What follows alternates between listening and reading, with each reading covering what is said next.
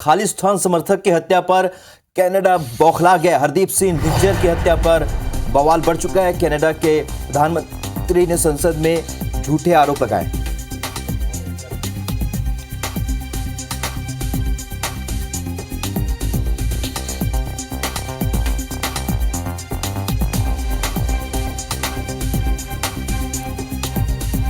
तो भारत पर लगाया निज्जर की हत्या करने का आरोप। भारत के एजेंट्स पर हत्या कराने का आरोप लगा है। हत्या में भारतीय हाथ की जांच कर रही एजेंसी। ये ट्रूडो का बयान आया है। भारतीय मूल के कनाडाई नागरिक जरे हुए हैं यहां। कनाडा ने भारतीय राजनयिक को बाहर निकाला है। किसी तरह का विदेशी हस्तक्षेप बर्दाश्त नहीं करेंगे। ये बयान आया कनाडा की ओर से। कनाडा की संप्रभुता की रक्षा करेंगे। जांच में भारत से पूरा सहयोग की भी उम्मीद कनाडा ने जताई। Weeks, Canadian security agencies have been actively pursuing credible allegations of a potential link between agents of the government of India and the killing of a Canadian citizen, Hardeep Singh Nijjar.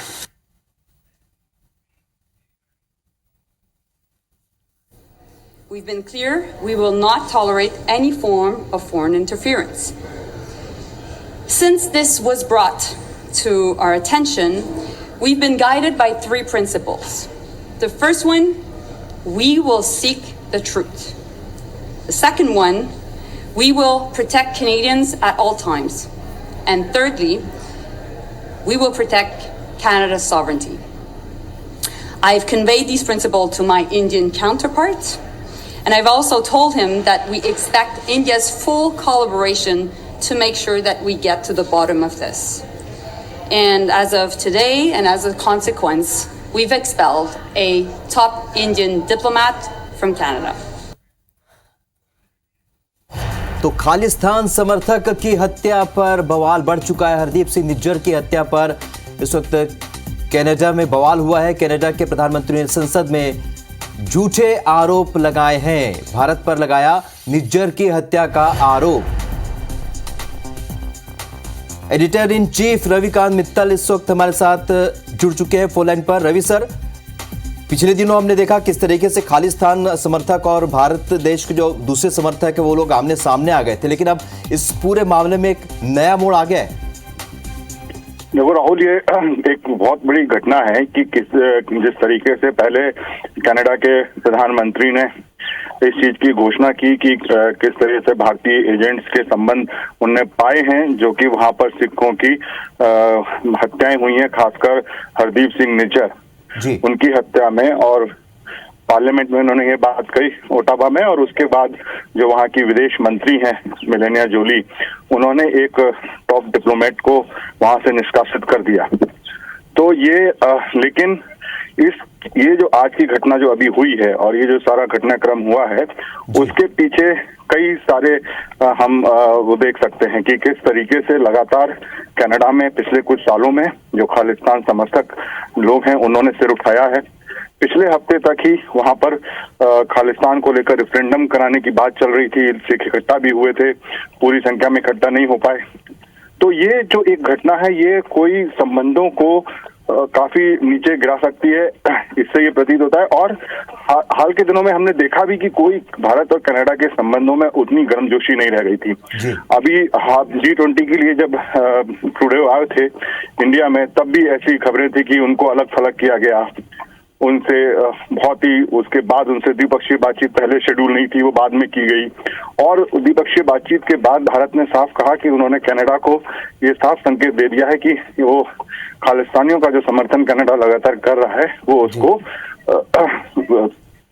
उसको अच्छा नहीं मानता है। और ये इस बात की कड़ी वो आलोचना की और उन्होंने कहा। हालांकि आज ट्रूडो ने ये कहा कि उन्होंने भी जो द्विपक्षीय वार्ता हुई थी उसमें ये कहा था कि वहाँ के जो नागरिक हैं कनाडा के, उसमें भारतीयों के इन्वॉल्व होने का इसमें संबंध पाया गया है। तो ये अब इस घटना को हम दो तरीके से देख सकते हैं। अगर अंतर्राष्ट्रीय स्तर पर देखा जाए तो कनाडा ने जो किया या जो कर रहा है वो उन्होंने कहा कि हम 3 पॉइंट पर देखते हैं कि एक तो जो भी इन्वेस्टिगेशन है उसमें सत्यता निकले, किसी भी कैनेडियन नागरिक की सुरक्षा करने के लिए वो प्रतिबद्ध हैं और अपनी सोवरेनिटी को बचाने के लिए प्रतिबद्ध हैं। लेकिन इसका सब दूसरा अगर एंगल हम देखें राहुल, तो भारत के लिए और खासकर नरेंद्र मोदी के लिए पर्सनली ये एक अचीवमेंट के तौर पर देखा जाएगा भारत में। अगर हमारे भारत के लिए कोई बाहर सोचता है या खालिस्तान बनाने की बात करता है, उसके लिए समर्थन जुटाता है, और अगर भारत सरकार उसको न्यूट्रलाइज कर रही है, अभी इसमें उन्होंने कोई साक्ष्य नहीं दिए, ये तो मैं केवल कनाडा के आरोपों के बेस पर ये कह रहा हूं कि अगर वो ऐसा कह रहे हैं और अगर ऐसा करते हैं तो ये कोई निगेटिव नहीं जाएगा भारत सरकार के लिए। हालांकि अच्छा नहीं माना जाता अंतर्राष्ट्रीय स्तर में कि आप जिस कंट्री के साथ आपकी मित्रता हो या अंतर्राष्ट्रीय जिसके साथ आपके संबंध हो उसमें आप ऐसा करें, लेकिन जिस तरीके से हमारे संबंध कनाडा के साथ बिगड़े हैं हाल के दिनों में और उन्होंने हमारे डिप्लोमेट को अगर निष्कासित किया है, तो हम पूरी तरीके से कह सकते हैं कि भाई संबंधों में गर्मजोशी तो नहीं है, संबंध अच्छे तो नहीं है। और इसमें अगर ऐसा हुआ है तो इसमें कोई बड़ी बात नहीं है, और अगर इसमें भारत की इंटेलिजेंस एजेंसी का हाथ भी हो तो कनाडा ऐसा कह रहा है, हमें अभी इसका पता नहीं, उन्होंने कोई साक्ष्य इसमें सबूत पेश नहीं किए हैं।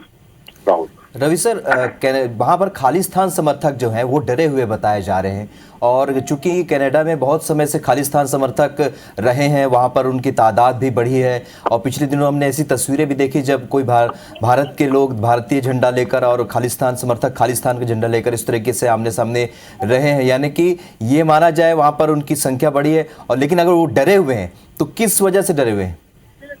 नहीं, देखिए राहुल, हाल के दिनों में जो हमने देखा कनाडा में वो कोई बहुत अच्छी तस्वीर भारत के लिए नहीं है। बिल्कुल। जिस तरीके से कुछ सिख जो संगठन वहां पर जो हैं वो भारत के खिलाफ वहां पर झंडा बुलंद किए हुए थे, वो खालिस्तान के लिए समर्थन जुटा रहे थे, वहां खालिस्तान बनाने के लिए वो रेफरेंडम कर रहे थे, और इस तरह की एक्टिविटीज वहां पर गुरुद्वारों के बाहर पाई गई थी। हाँ, अगले हफ्ते भी वहां पर करीब 4-5 स्टेट में खालिस्तान के लिए रेफरेंडम होने वाला है। जो पन्नू करके एक आतंकवादी जो आइडेंटिफाइड है, इंडिया ने उसको नेम किया हुआ है, वो इस चीज का वहां पे काफी समर्थन, उसको सुरक्षा दी हुई है वहां की सरकार ने। और इस तरीके से जो ये कर रहे, तो ये भारत को कभी भी मंजूर नहीं है। भारत इसके लिए हमेशा से विरोध जताता रहा है। और अगर आपको पता हो कि जो हमारी ट्रेड की बातचीत थी, व्यापार को लेकर जो बातचीत थी, भारत ने वो भी सस्पेंड कर दी थी।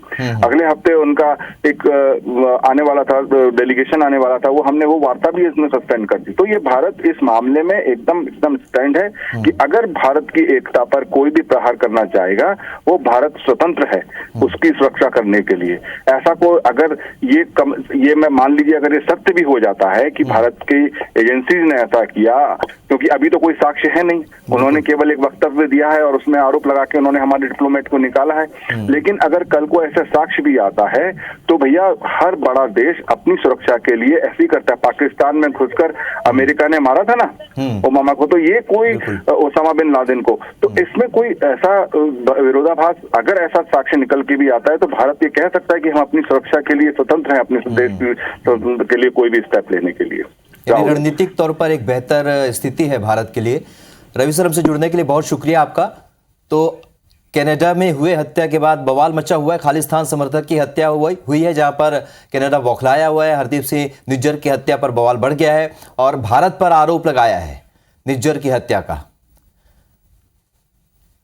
तो अभी थोड़े ही दिन पहले G20 सम्मेलन में हिस्सा लेने भारत आए कनाडा के प्रधानमंत्री जस्टिन ट्रूडो की अनदेखी की बात कही जा रही थी। उसके बाद जाते समय उनका जहाज भी खराब हो गया था और उन्हें यहीं पर 2 दिन तक रुकना भी पड़ा, जिसकी वजह से कनाडा सरकार की किरकिरी भी हुई थी। खालिस्तानी आतंकियों को पनाह देने के अक्सर आरोप कनाडा पर लगते रहे हैं। हाल ही में कनाडा में खालिस्तान को लेकर रेफरेंडम कराने के मामले सामने आए थे। भारत विरोधी गतिविधियां लगातार कनाडा से संचालित होती रही हैं। तो जैसा कि रवि सर बता रहे थे, रणनीतिक तौर पर एक बेहतर भारत के लिए साबित होगा। हरदीप सिंह निज्जर की हत्या पर हालांकि बवाल बहुत बढ़ गया है। खालिस्तान समर्थक की हत्या पर कनाडा बौखलाया हुआ है। कनाडा के प्रधानमंत्री ने संसद में झूठे आरोप लगाए हैं भारत पर। निज्जर की हत्या कराने का आरोप लगाया गया है। तो भारत के एजेंट्स पर हत्या कराने के आरोप लगाए हैं और ये रणनीतिक तौर पर भारत के लिए अच्छा है।